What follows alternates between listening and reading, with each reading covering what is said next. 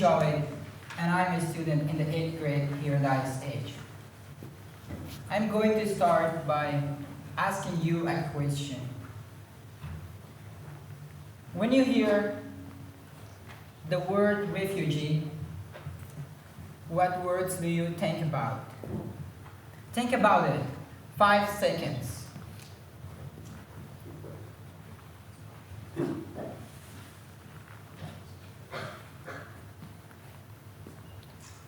Perhaps you might think about those words on the board.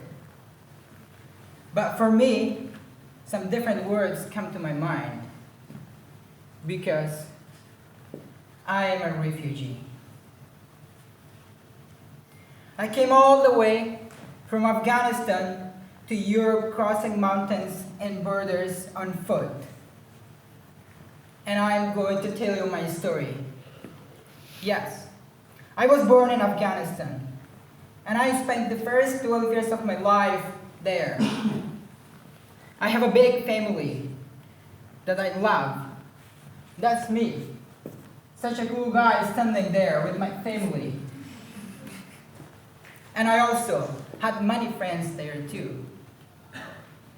I was going to school. I was very serious about my studies. Every year, I was named the top student in my class. I lived in a small town. I had my bike. I went everywhere. Everyone knew who I was. And yet, there were many difficulties that caused me to leave my country. The Taliban were taking over more and more of the country. There was always a danger of an attack by the Taliban or having to fight against them. My dad was killed by a person who was part of the Taliban when my mom was pregnant with me. Then, when I was 5, 2 of my brothers were killed by a suicide bomb attack by the Taliban. And then, several years later, my mom got cancer, and she died also after suffering for 6 months. So that left me in the care of my oldest brother. And also, there were some problems between my close family and some distant relations. As a result of this, my life was threatened. My brothers and I decided that I had to leave my country. No one leaves home unless home is the mouth of a shark. You only run for the border when you see the whole city running as well. I had no idea what to do. I was only 12 years old. I went to a friend who told me to go to Kabul and find his friend who was a smuggler. So I went to Kabul and I found his friend also. He told me to take a bus to the border and find his friend who was the big smuggler who could help me to get into Iran. I took the bus for 24 hours until I arrived at the town near the border, and I found his friend also. I spent the first night at his house. Then I bought some bread and water. The next morning, then he put me in a small taxi with 16 other people, which was my first shock. It took us 2 hours to get to the border. When we arrived to the border, I was faced with my second shock. The place was wilderness. Hundreds of Afghans were standing around. Then the smuggler put together a group of 36 of us and loaded us onto a small pickup truck. That was the first part of the 13 days of my journey. A journey that included many other truck rides, some rides in the trunks of taxis, and several times we had to run through the desert by foot. There was no food, no water. We ate dates from palm trees and some food we still had left. And throughout the journey, we were fired upon by the Taliban when we were in Pakistan and by Iranian soldiers when we reached Iran. At one point, 2 men from our group were kidnapped by Iranian kidnappers and we never saw them again. We had to sleep on the ground with no blankets. The nights were very cold and the days were very hot, but we had no protection from the sun. So finally, we arrived in Tehran. The smuggler blindfolded me and put me in a taxi, which took me 3 hours. Then he pushed me into a place where there was hundreds of other Afghans in a small room with a very bad condition. There was no bathroom for them, no toilet. They had to shit on the corner of that room. Then locked the door from outside and gave me a phone and said, "Call anyone you know who can pay for your trip." Luckily, I had a friend in Iran who came a year ago, a year before me. I called him and asked him if he could help me. Fortunately, his answer was yes. I became very happy when I heard his answer because there were many people for many months. They didn't have the money to pay the smuggler or they had to work for the smuggler. So my friend sent the money and the smuggler released me. I went to stay with my friend and I started working at the construction site where he worked. I worked there 3 months so I could earn some money to pay him back. So I worked there 3 months and that money allowed me to buy a phone, which is I still have it with me. After 3 months, I found another job, sewing in a factory that made women's clothes.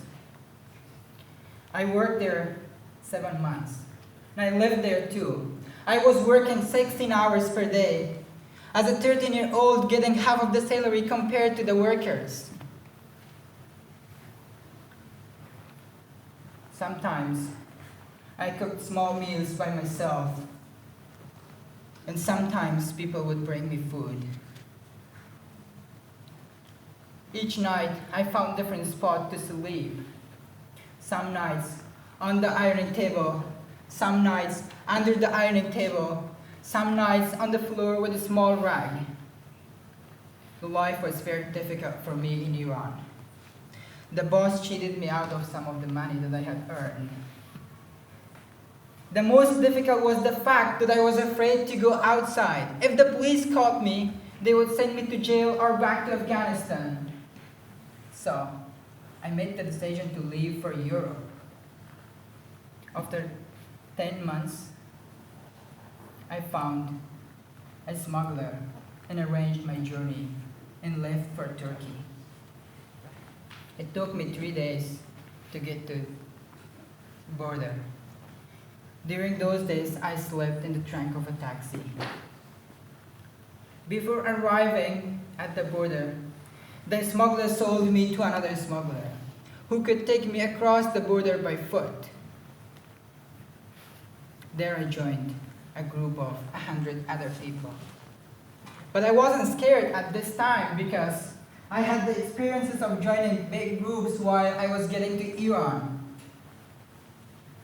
So the trip over the mountain lasted 2 days, and it was very, very hot. There was no food, no water. My lips were stuck together because they were so dry. There were many times I failed and couldn't get out because I was thirsty and weak. Once I saw a guy, he had a little bit of water, and asked him if he would give me 1 sip. But what was his response? He grabbed the bottle and turned away and said, "No, I will die if I give you this water. This is the only water that I have left."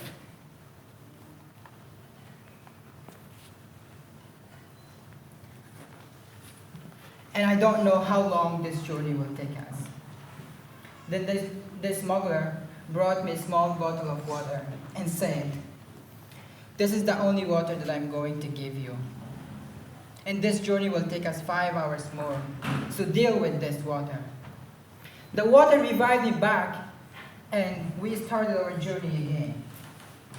After 5 hours, we arrived on Turkish soil. There were people selling food and water. Finally, we were able to eat and drink. Then we took a bus, which took us 30 hours to get to Istanbul. In Istanbul, another smuggler took me to a place where there was an Afghan family also. I had a good time with that family, including good food, which was very important for me because I had been hungry for many days on my journey. After being of 3 days with that family, the smuggler called me and said, "You will start your journey to Greece tonight, so get ready." But nothing happened the first night. I stayed in Istanbul, but this night at the house of the smuggler. The next night, the smuggler sold me to another smuggler who drove me along with 40 other people in a small van to reach to the coast. The trip lasted 6 hours, and it was so crowded. We had to sit on top of each other. Finally, the smuggler grabbed us and pushed us out of the van. We all had to run 1 hour more to reach the water, where there was a group of other 20 people waiting for us. We joined that group. Then I saw 2 people filling the rubber boat with air. I was surprised when I saw that boat because I was expecting that it would be a real boat, not a rubber dinghy. I didn't want to go by that kind of a boat, but the smuggler pointed me a gun and forced me on. We all got on the boat. There were 60 of us on a boat that should have fit at most 20 people. There was no captain, and none of us knew how to run a boat. Then the smuggler pointed his gun at one guy and said, "Give me the captain." We were men, women, and many children, and most of us did not know how to swim, including me, which is, I still don't know how to swim. At least I tried, but I haven't learned yet anyway. So, for 3 hours, we were in the middle of the sea with Turkey behind us and Greece in front of us for 3 hours. When we ran out of the gas, for 5 hours, we were stuck in the middle of the sea with no other boats in sight. People started losing hope. Several guys wanted to jump off the boat and kill themselves, even though I was losing hope also. But I started saying to everyone, don't give up hope. There is Europe and there is Greece. We have been through a lot on our journey, and this is the end. Just stay calm and pray to God. A few minutes later, a guy shouted and said, I found the Greek Coast Guard phone number. People started finding their hope back. Everyone was crying from happiness. But there was one problem: no one knew how to speak English. Then I started asking people if they knew words in Farsi. Then I started asking people in Farsi if they knew words in English, like "we are," and "please," and "help us." Then I called the number and asked for help with the only English words that I knew. I couldn't understand the response. We waited 2 hours more until the Greek Coast Guard came.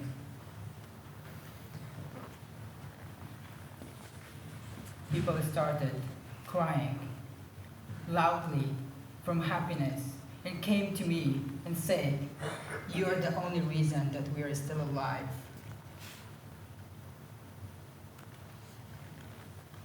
So the Greek Coast Guard took us to the island of Lesbos. There they sent us to a camp which was called Moria. As an unaccompanied minor, I was sent to an area, I was put to an area like a jail with locks and barbed wires. That was my house for the next 26 days. The living conditions were terrible. I was in one room with 16 other guys. I ended up getting very sick. I had to go to the hospital and then I was sent to Athens. It was very good that I got sick because one of the best NGOs took responsibility and placed me in one of the best shelters in Athens, which was called Pharos. There I finally felt like a normal human being again. There were 20 other guys from Afghanistan, a social worker, and a lot of good food, and many other staff members to take care of me. I made friends. I was safe. I was free to go all around Athens. We had football, we went to movies, and we had many other activities. And also, I was able to go to school and study English. There was a volunteer who was teaching English, who became my mom, who changed my life. She did not just teach me English, but also taught me about the word. She was the guardian angel who gave me the humanity that I had lost on my journey. We were sitting at cafes every day for many hours after school to study English. I called her mom and she considers me as her son. I was in Athens for 9 months until I came to Finland because I have a brother here. Although there were many difficulties at first when I came to Finland. But now, here I am at this age, in one of the basic schools. And I have my residence to stay here in Finland.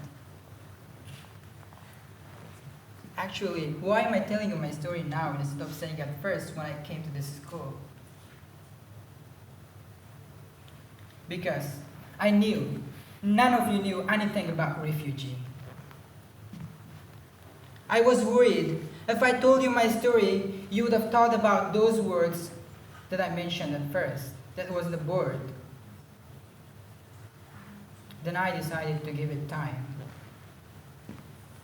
Until you knew me as your friend. And now, most of you know me as your friend, as your teammate, as your classmate, as a student, not as a refugee. Then I am going to ask you the same question as I asked first. When you hear the word refugee now, what words do you think about? Think again, 5 seconds about it.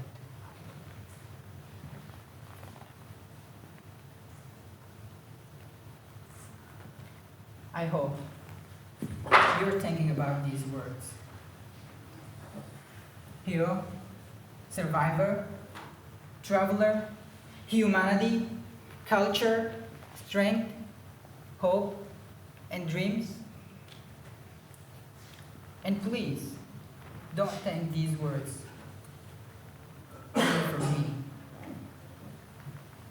Think also about all other refugees that you have heard about, you have seen, you have read about. We are just like you. There is nothing different between us. We want to have good education, safety, better life, and we have dreams. Thank you.